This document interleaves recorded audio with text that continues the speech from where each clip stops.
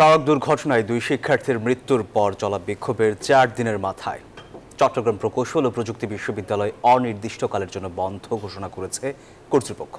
Academic কাউন্সিলের ১৫১তম জরুরি সভায় বৃহস্পতিবার বিকেল ৫টার মধ্যে ছাত্রদের এবং শুক্রবার সকাল ৯টার মধ্যে ছাত্রীদের হল ত্যাগের নির্দেশনা দেওয়া হয়েছে।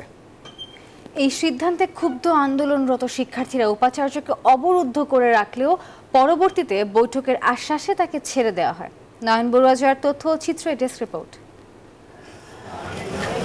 চট্টগ্রাম প্রকৌশল ও প্রযুক্তি বিশ্ববিদ্যালয়ের দুই সহপাঠী সড়ক দুর্ঘটনায় মৃত্যুর পর ৪ দিন ধরে বিক্ষোভ করছেন শিক্ষার্থীরা।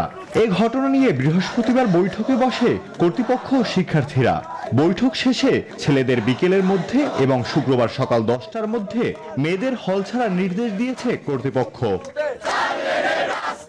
এই সিদ্ধান্তে ক্ষুব্ধ আন্দোলনরত শিক্ষার্থীরা বিশ্ববিদ্যালয়ের উপাচার্যের কার্যালয়ে তালা ঝুলিয়ে তাকে অবরুদ্ধ করে রাখে।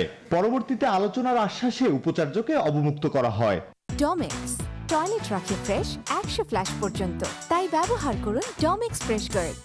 আমাদের রুটটাকে প্রশস্ত করতে হবে, এই রুটে যে বেপরোয়া বাস চলে এই চলাচল বন্ধ করতে হবে। যতক্ষণ পর্যন্ত আমরা যে 10টা দাবি করেছি ওই 10টা দাবি যতক্ষণ না পর্যন্ত মানা হচ্ছে আমরা এই আন্দোলন ছাড়বো না। আমাদের 10 দফা দাবি যেগুলো দেওয়া হয়েছে এগুলো যেন আমরা বাস্তবায়ন চাই, সুষ্ঠুভাবে এবং লিখিত বাস্তবায়ন আমরা চাই। কয়েক দফা আলোচনার পরও এই আন্দোলন চালিয়ে যাওয়াকে অযৌক্তিক বলছেন বিশ্ববিদ্যালয় কর্তৃপক্ষ।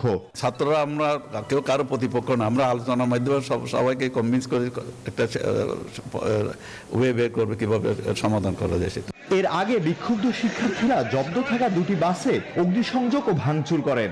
গত সোমবার মোটরসাইকেল নিয়ে ঘুরতে বের হয়ে শাহ আমানত পরিবহনের বাসের ধাক্কায় প্রকৌশল বিভাগের ৩য় বর্ষের দুই শিক্ষার্থী নিহত হন। Desk report, news 24।